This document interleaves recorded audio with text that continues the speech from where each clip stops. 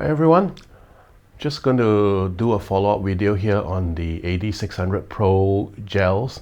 Somebody did ask me how I connect them up to, the actual AD600, and yeah, we'll take a look at that today.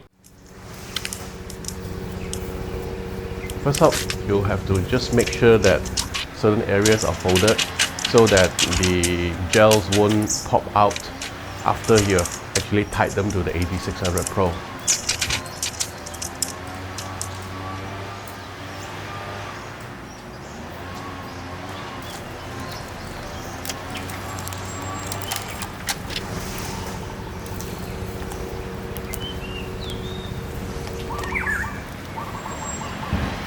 Then you take your twine and basically tie two circles around the glass casing of the actual bulb.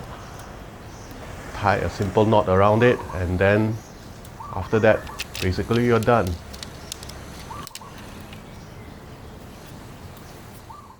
This is a really short video. I hope next week I'll be back to a slightly longer video.